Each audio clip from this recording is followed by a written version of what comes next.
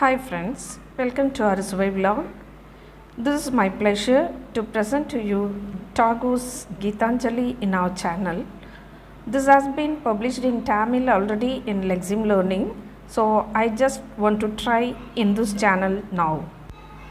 Poem 16 is a continuation of the master and servant relationship mentioned in the previous song. The world with its innumerable sights and sounds is a veritable feast and festival for the poet's eye and ears. The poet has the feeling that he has sung the best of his ability. Now the time has come for him to go in and see the face of God, that means the giver of the feast, namely God, and offer him his silent salutation.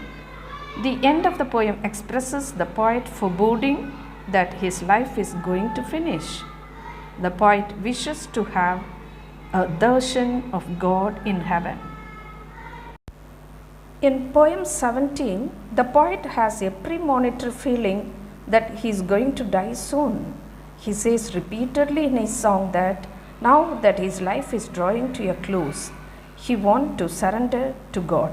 People who abide by worldly rules and regulations want to live longer and promote the welfare of others. But the poet has no interest to live. Rather, he wants his love concern to surrender to God. Throughout the song, the poet uses the commercial images. The work-a-day world is regarded as a market, day with its rigid laws and codes. The poet wants to escape from this suffocating atmosphere along with his love. It's known who this love is. It just remains as a question mark because it's not known who this love the poet refers in this poem. Is it God? It's a puzzle because the poet mentioned in the 16th poem that he wanted to meet God in heaven. Of course, in 17th poem he expresses he wants to meet God. So, in order to meet God, he is expecting the death. Then only he can come close to God. So, it is the fact. It is a fact that the people who are always held up with the worldly pleasures will never be wanting to die. In other words, we can say they are afraid of dying. Yes, that is the humanity and that is the human mind. But Tagore is beyond the mind of the people.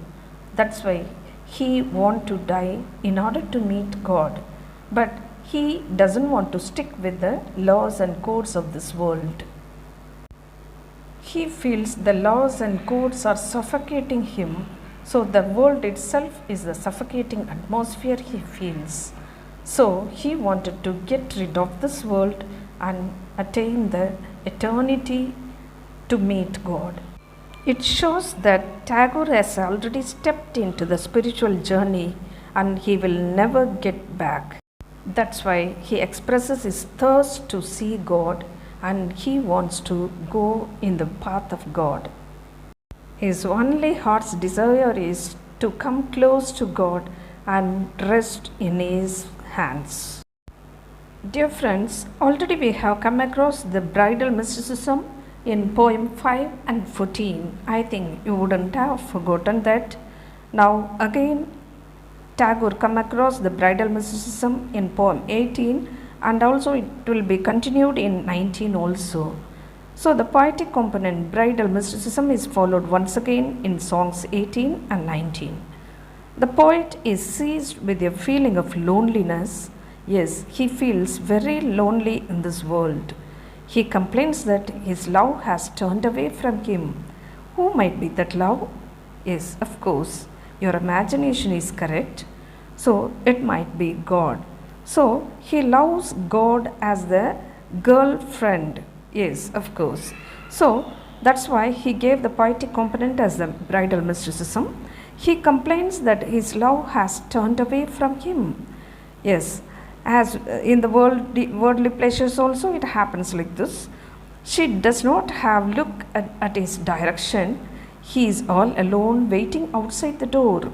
Yes, the love has not opened the door and Outside, if he sees the clouds are gathering and it is raining, with his love disregarding him, he is deeply pained. How long I can wait in the rainy atmosphere? So the poet feels very painful and he really gets agonized. He doesn't know how to spend the long rainy hours. So he is going on complaining about his bride's abandonment. The love who has turned away from the poet is the God. Yes, of course, in the last poem itself we guessed. Now it is right, his love is God who appears to resent the poet. So he doesn't want to accept him. But the poet is very patient enough to wait outside the door. In poem 19, the poet says that he will endure God's resentment as a sincere lover would endure his beloved temporary coldness. How? Like a starry sky bending down its head patiently till night vanishes and morning breaks. He will also wait, wait and wait. He is sure that he will get the brightness of God's love soon. Yes, of course, the poet also is waiting for the brightness of God's love. When this happens, he will start singing happily. How he is going to sing? Yes, of course, he is going to sing happily as birds do in the morning. His singing power will blossom forth like flowers in forest. How the forest blooms. The blossom of forest grows blossoming in the morning. Yes, his songs makes wonders. The intimacy of his singing reaches God's shrine as blossomed flowers at the feet of the Lord, which will be accepted by the God who is concerned as the love of the poet. In poem 20, the poet imagines God as a lotus flower which blooms, and it is used as the image of God turning towards the poet. For some unknown reason, the poet was unaware of his favorable moment. Yes, of course, this is what happens with us also. God is always with us, but we never realize. Do you know why we don't realize? It is nature that when we see the bloomed lotus, we might pluck it. But here the poet did not pluck the bloomed lotus, that is, he did not make use of God's inclination towards him, for his mind was filled with personal thoughts. What does the personal thought do with the poet? Yes, his mind was filled with personal thoughts and desires which gave him perfect sweetness. That means he never worried of God, he never thought of God, he was satisfied with his thoughts. So the song describes man's perverse will which keeps him away from God. This is what happens to all.